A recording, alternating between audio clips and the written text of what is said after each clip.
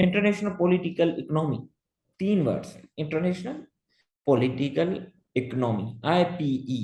ठीक है, आईपी क्या रिप्रेजेंट करता है? वो दो चीजें रिप्रेजेंट करता है। कौन सी? के how politics shape development in the global economy.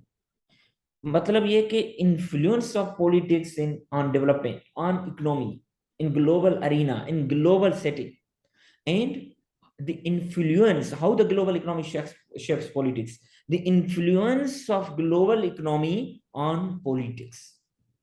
IMF की या दूसरे लोगों की इकोनॉमी, मालियाती इदारे, इनका पॉलिटिक्स पे क्या इन्फ्लुएंस है, या पॉलिटिक्स का इन इदारों पे क्या इन्फ्लुएंस है, और इकोनॉमी पे क्या इन्फ्लुएंस है। तो ये that is a scope of the political economy. ठीक, international political economy, IP. It focuses most heavily on enduring political battle between the winners and losers from global economic exchange। बिल्कुल, global economic exchange raises the income of some people and lowers income। ऐसे ही होता है, कोई अमीर होता जाता है, कोई गरीब होता जाता है। So the distributive consequences of global economic exchange generate political competition। किसको ज्यादा मिलता है, किसको कम मिलता है, कंपटीशन बढ़ जाता है इन नेशनल एंड इंटरनेशनल अरीना। आगे देखते हैं, तो इसको थोड़ा आप करेक्ट कर लीजिएगा। ठीक है, तो अमेरिका वर्सेस, मैंने यहाँ पे यूएस लिखा हुआ है, तो आपने क्या करना है, अमेरिका वर्सेस यहाँ पे कनाडा करना है। ठीक है, आगे भी इसमें थोड़ी गलती है, तो आप क्या करेंगे, इसको समझ लो। IP studies the battle between the losers, winners and the losers. ठीक है, अब ग्लोबल इकोनॉमिक एक्सचेंज आगे देखते हैं कैसे। For example, decision by the Trump administration to raise tariffs on softwood lumber imported from Canada in April. उसने tax लगा दी, जैसे चाइना पे टैक्स लगाई हुई थी इंपोर्ट्स वगैरह पे, तो इसी तरह इन्होंने लंबर पे भी टैक्स लगा दी।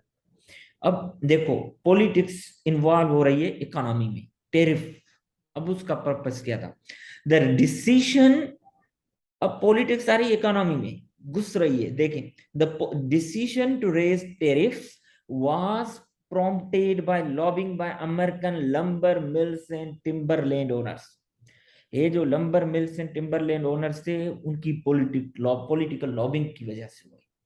अब उनका पर्पस क्या था, ये जो लंबर कोलिशन थे ना, they praised for higher tariffs on Canadian lumber because they were losing the trade।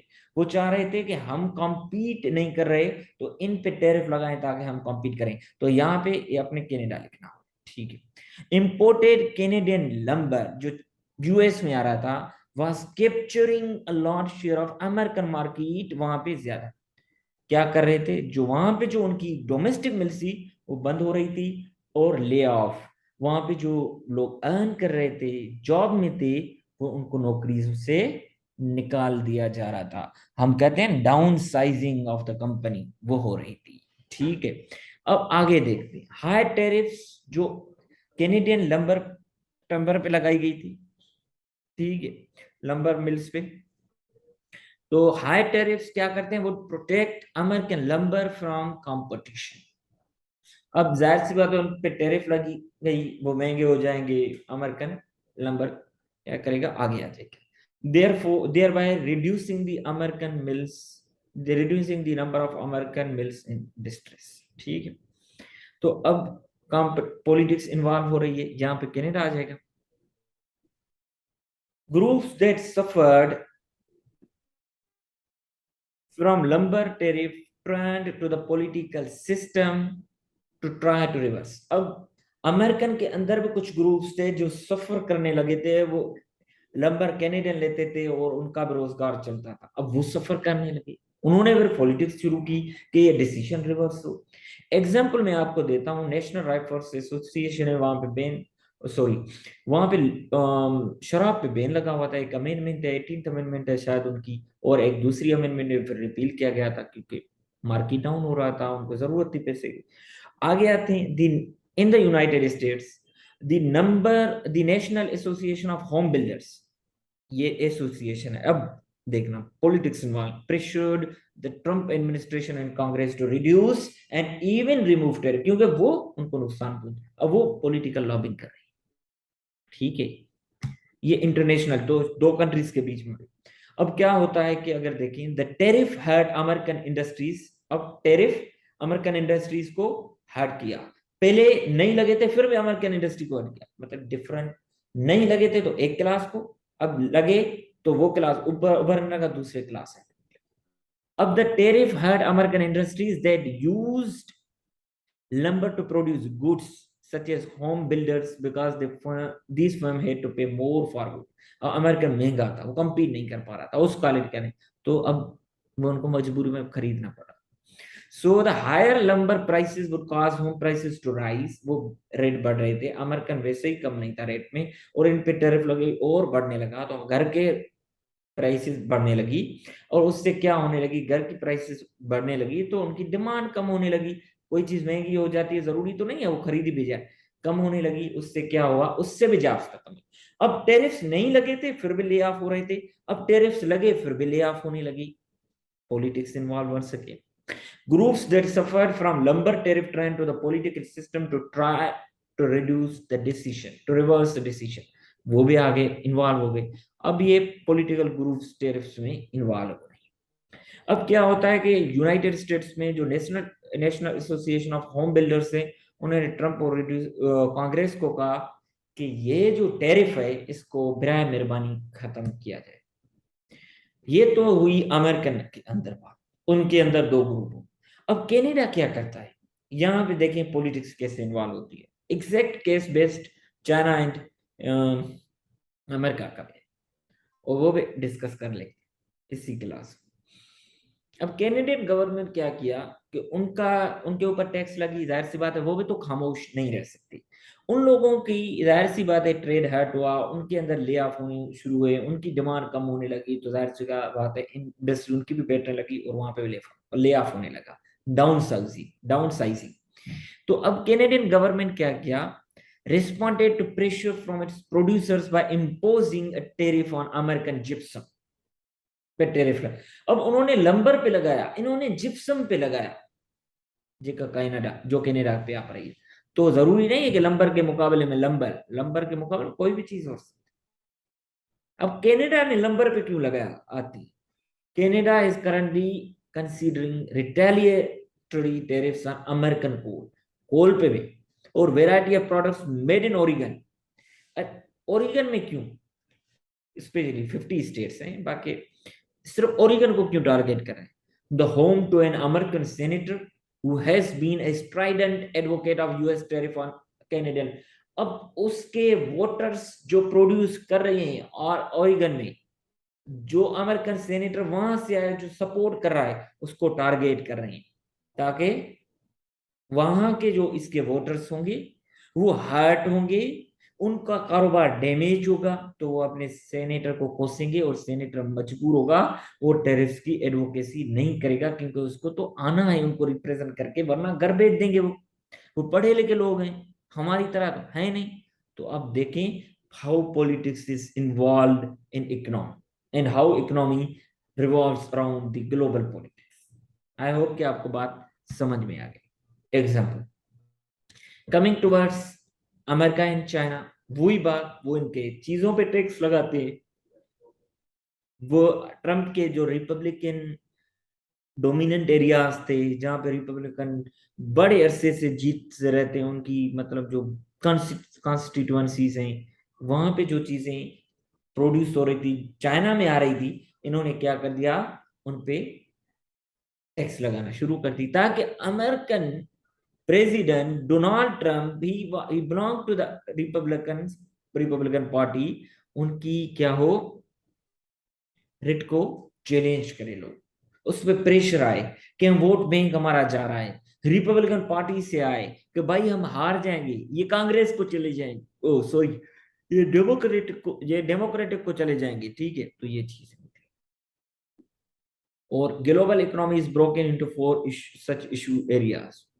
कौन से, इंटरनेशनल ट्रेड सिस्टम आ जाता है इसमें, मॉनेटरी सिस्टम आ जाता है, मल्टीनेशनल कॉर्पोरेशन आ जाता है, ग्लोबल इकोनॉमी में आपको पता है कि डिफरेंट वैल्यू चेन्स होती हैं, और इकोनॉमिक डेवलपमेंट, ये चार चीजें आ जाती हैं, इसके कंपोनेंट है। ठीक है,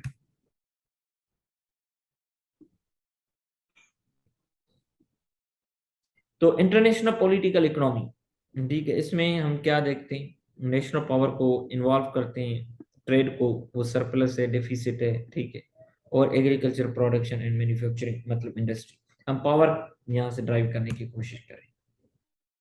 जो हम इनमें थ्योरीज पढ़ेंगे उनकी वो तीन है, मर्केंटाइलिज्म है जो रियलिज्म पे के बुनियाद पे इसकी इकोनॉमिक थ्योरी है, एक लिबरलिज्म है, एक मार्क्सिज्म को पढ़ेंगे। अब देखें थ्योरीज फिर इन्वॉल्व होगी। अब मर्केंटाइलिज्म क्या है? Mercantilism is rooted in 17th and 18th century theories about the relationship between the economic activity and state power. That is only just like an economic theory in place of realism. वही concept है। तो economic activity and state power को compare, इनके नजदीक जो है, जो classical मर्केंटाइलिस्ट्स हैं उनके मुताबिक national power and wealth are highly connected. True, इसमें कोई शक की बात नहीं है, जितनी वेल्थ होगी उतना नेशनल पावर इंक्रीज होगा, दूसरे कंट्रीज आप पे डिपेंड होगा।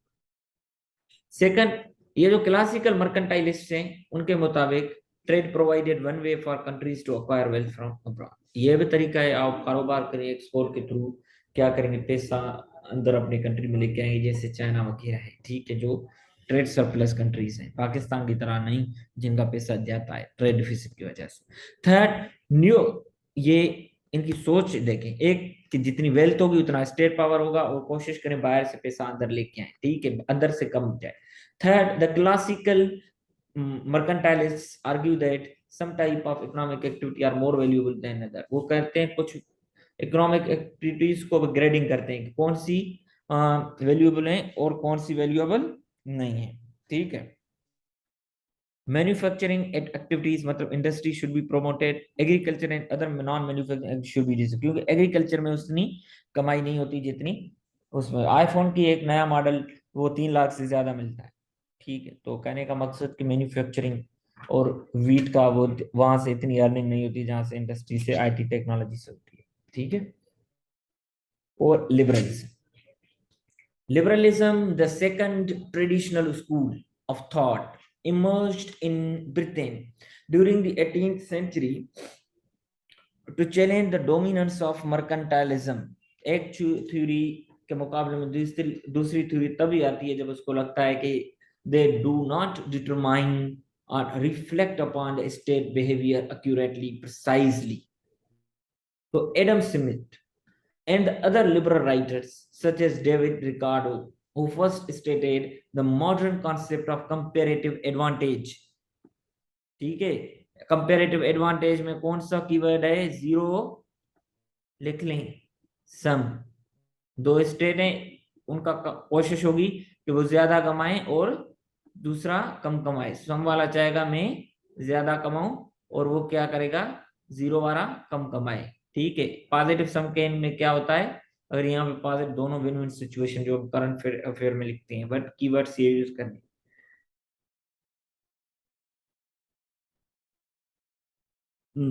वर scholars who were attempting to alter government economic policy, इनका फोकस था कि इकोनॉमिक पॉलिसी को चेंज करें मर्केंटाइलिज्म से। इनके मुताबिक कि ये जो liberalism challenged all three central propositions of mercantilism, कि एक वेल्थ ज्यादा होनी चाहिए, ठीक है, और एक्सपोर्ट क्या करें हम, ज्यादा करें ताकि वेल्थ अंदर आए और मैन्युफैक्चरिंग की तरफ जाए, ठीक है, और एग्रीकल्चर को छोड़ दें। अब ये क्या कहते हैं, ये कहते हैं कि liberalism attempted to draw strong line between politics and economics, ये डिफरेंट चीज है। ऐसे the purpose of economic activity का मकसद है कि इंडिविजुअल्स को करें, not to enhance the state behaviour, state के बिहेवियर का इसके साथ वो कहते हैं लेना देना ना करें, ये इंडिविजुअल की वेल्थ की बात है, ठीक है, एक तो ये कहते हैं। अब ये जो उनका प्रोपोजिशन था कि state act behaviour or strength is directly proportional to wealth, ये कहते हैं नहीं, economic activity is not directly proportional to the state's strength and capability, but economic activity is directly proportional to the individual enrichment of the individuals, they have no any connection with the state's power। A lot difference. Second, liberalism argued that countries do not rich themselves by running trade surpluses. जैसे वो कह रहा था ना, trade surplus हो, आप कारोबार करें, एक्सपोर्ट ज्यादा करें, इंपोर्ट कम करें, ताकि वेल्थ आपके पास हो। ये कहते हैं नहीं, कंट्रीज इस तरीके से रिच नहीं होते। ठीक है, countries gain from trade regardless of whether the balance of trade is positive और नेगेटिव। सरप्लस हो ना भी हो, डिफिसिट हो, दोनों कंडीशन में कंट्रीज गेन ही करते हैं, ताउन गेन करते हैं, पीस गेन करते हैं, वो चीजें भी। ठीक है, वो ट्रेड सरप्लस सिर्फ ये चीज नहीं है।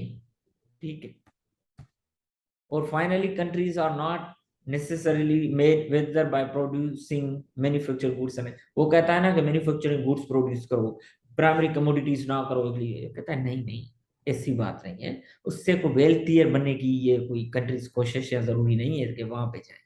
तो आगे आते हैं कि countries made wealthier by making products that they can produce at a relatively low cost at home and trading them for goods that can be produced at home only at a relatively high cost। ठीक है, तो कहने का मकसद यही है कि government should make little effort to influence the country's trade balance और to shape the types of good to country produce. तो इसकी गवर्नमेंट की ये कहते हैं कि उसको लिटिल इंटरवेंशन, मतलब नो इंटरवेंशन। अब ये आपको है कि little a little the little, few a few the few.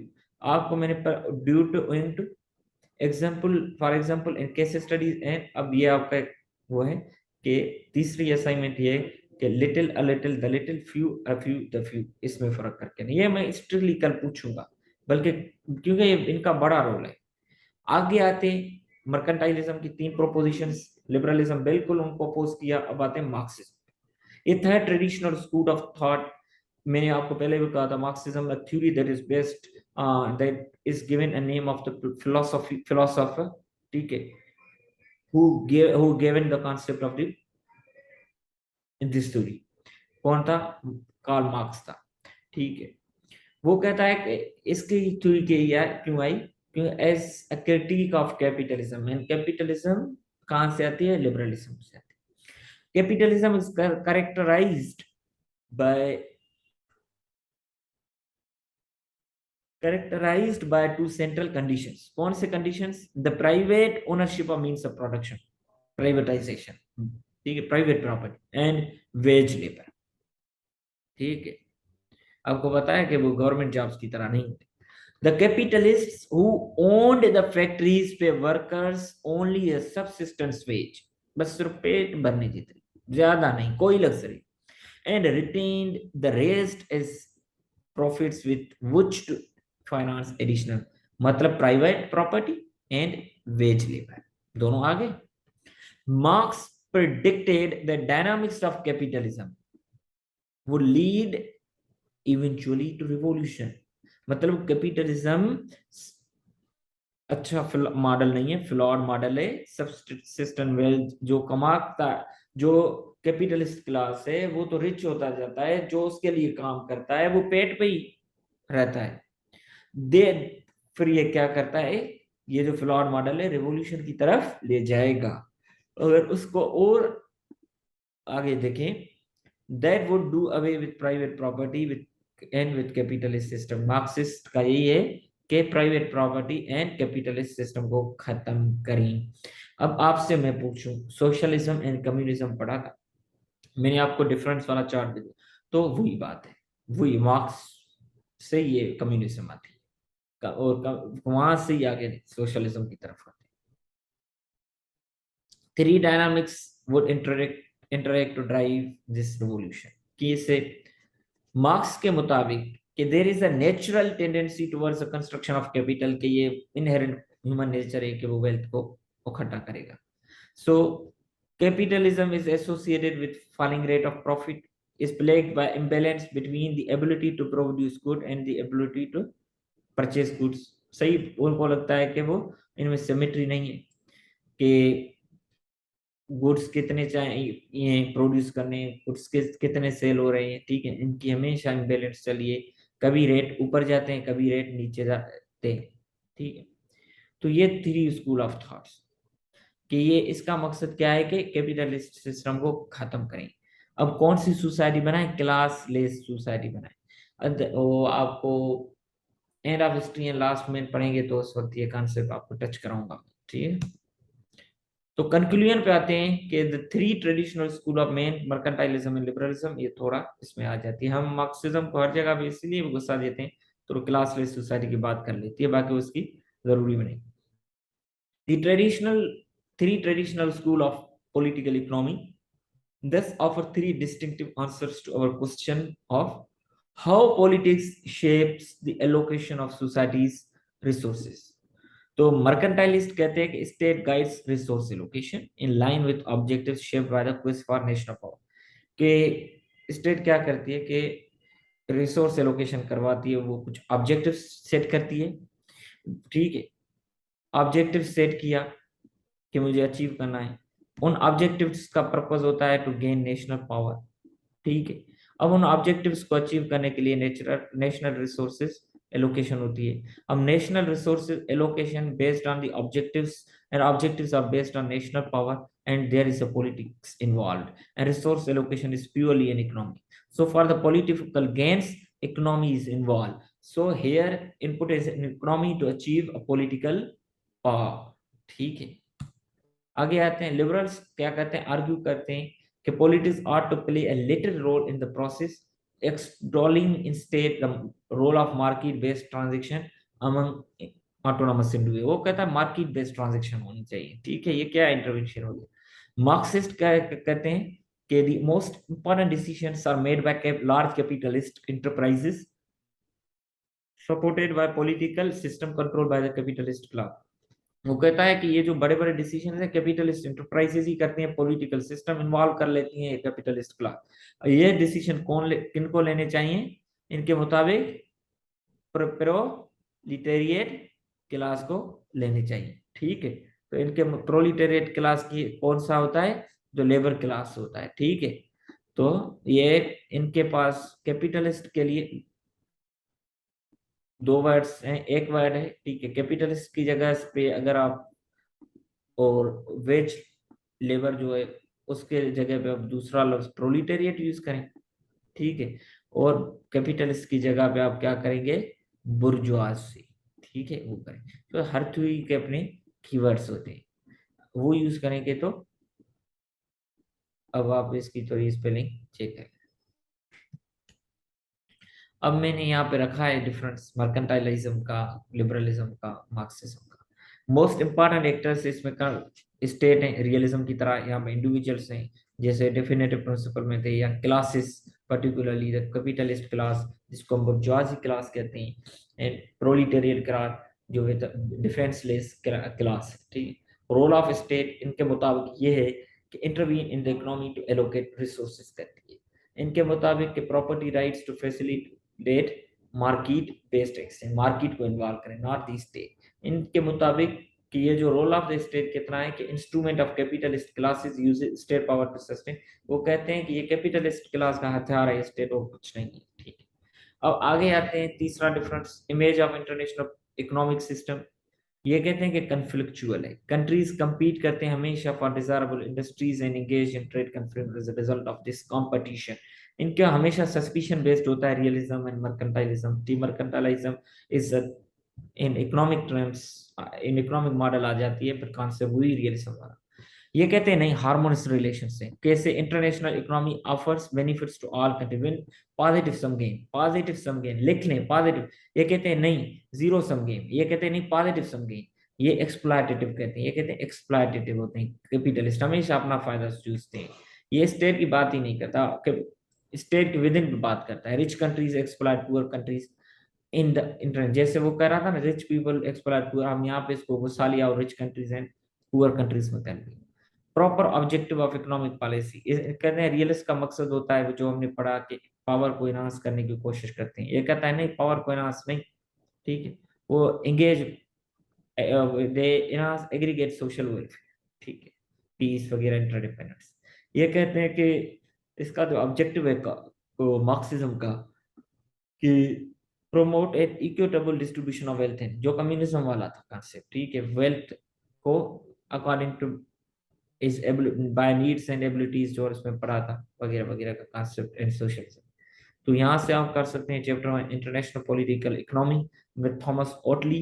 यहाँ वेबसाइट से आप देख सकते हैं थोड़ा बहुत। इसके जो क्वेश्चन हैं वो कल डिस्कस करेंगे, क्योंकि आइडिया ये था कि पूरे नहीं हो पाएंगे। बाकी जिनके क्वेश्चन पेपर रहते हैं वो मुझे फिर क्वेश्चन पेपर में ढूंढने में थोड़ा टाइम लगेगा, वरना तो जिनके रहते हैं वो फिर मुझे सेंड करें, मैं फिर दूसरे फोल्डर में डाउनलोड कर लेता हूँ, ये आप तकलीफ कर लेना काइंडली। ठीक है, तो कल उनके बाकी चेक कर लेते हैं। ठीक है, अल्लाह हाफिज, ताकि कल इस चीज़ को पूरा करें। अगर आपको इस वक्त कोई क्वेश्चन है तो पूछ लें, अगर क्वेश्चन से रिलेटेड है तो बाकी जो आउटलाइन है वो अभी जल्दी में अगर काम कराऊंगा तो फिर मज़ा नहीं आएगा। तो कल मेहदी साहब आप मुझे दिन को याद दिलाना ताकि मैं स्लाइड्स में वो रख लूँ, या अगर जी स्लाइड्स में ना भी रखूँ तो फिर वे फोल्डर निकाल के रख, या ये जिम्मेदारी आपकी, अगर ये जी आपने यही याद दिलाया तो मतलब एक दिन और डिले हो जाएगा। ठीक है, जी सर, ठीक है, कल। कल इंशाल्लाह कल डिस्कस कर लेते हैं, फिर देर हो जाए, क्योंकि कल पेपर पूरे करेंगे, रिलीवेंस वाले कॉन्सेप्ट को आगे लेके जाए। चलो ठीक है सर। ठीक है, अगर कोई क्वेश्चन है पेपर वाला रिलेटेड तो जिनके चेक किए तो वो पूछ लें, अगर जिनके चेक नहीं किए तो वो रख लें, क्योंकि वो फिर कल बाकियों को उनको लेके चले। सर क्वेश्चन थोड़ा ये था कि हेडिंग्स को मैक्सिमाइज कैसे करें हेल्प थोड़ा। मी, जी ये सर। आप कल तक रखें, क्योंकि मैं कल जाहिर सी बात है आपके पेपर पूरे चेक कर लें, और जी सर। उसके बाद ठीक। ये आपको मैं इंग्लिश वाला पेपर भी दिखाऊं, वो जो आउटलाइन वाला मैंने कहा, और उसके बाद मैं कुछ अपने पेपर्स पे कहा, मैंने भी बहुत सारी गलतियां की हैं, बट खुद को एक पेपर को एक्सपोज करने का मकसद ये है कि वो गलतियां मैंने की, मुझे एक बुक मिला था, वो मैं आपसे कल शेयर करूंगा। ठीक है, जी सर। ठीक। या मैं मैसेज में कर लेता हूँ अभी। तो वो अच्छा बुक था, fundamentals of essay and answer writing skills by Anudeep Durishetty. वो अटेम्प्ट के बाद मिला था, बट वो सारी चीजें हमने मॉक एग्जाम्स वगैरह देके वो हासिल कर ली थी, बट और अच्छे तरीके से आप अभी हासिल कर सकते हैं उससे। ठीक है, तो वही चीजें मैं आपको दिखाऊंगा कैसे, अपने पेपर्स जो मैंने मॉक दिए थे वही हैं, तो ताकि आपको भी थोड़ा आइडिया हो जाए कि पेपर में ये चीजें हैं, जो मैंने गलती की होंगी तो वहां पे साफ आ जाएंगी कि वो गलतियां आपको नहीं कर। ठीक है, बाकी हम टॉपिक भी लाजिम करेंगे इंशाल्लाह, आधे घंटे 45 मिनट में ये चीज़ मुका लेंगे, क्योंकि आगे टॉपिक्स पे कोशिश करेंगे कल इतना बड़ा टॉपिक ना हो, कोई छोटा टॉपिक हो, अगर सीरीज में छोटा है तो वो कर लेंगे, नहीं तो नेक्स्ट सीरीज वाला कोई छोटा टॉपिक रखेंगे, बट टॉपिक करेंगे। ठीक है, होपफुली आपको बात समझ आ गई होगी। तो क्लास को इस वक्त एंड करते हैं, अगर कोई क्वेश्चन है तो रख लें कल तक, और इंशाल्लाह आपके हर क्वेश्चन बियॉन्ड द सब्जेक्ट पे इंटरनेट करेंगे। ठीक है, और मैंने आपको जो होमवर्क दिया है, अगेन मैं रिपीट कर रहा हूँ, due to and owing to, एक difference, for example and case studies में, एंड ये तीसरा मैंने आपको ये होमवर्क दिया, वो आपको याद होगा, मुझे मैं तो अभी भूल गया कौन सा दिया था, वो आप तीसरा भी करके आना। सर ठीक है, little a little the little. Little a little the little few a few the few. ठीक है, कई हो सकता है आप चार पाँच जितने बार नो है उनको आता होगा, बट मैं कल पूछूंगा। ठीक है, ओके, अल्लाह हाफिज।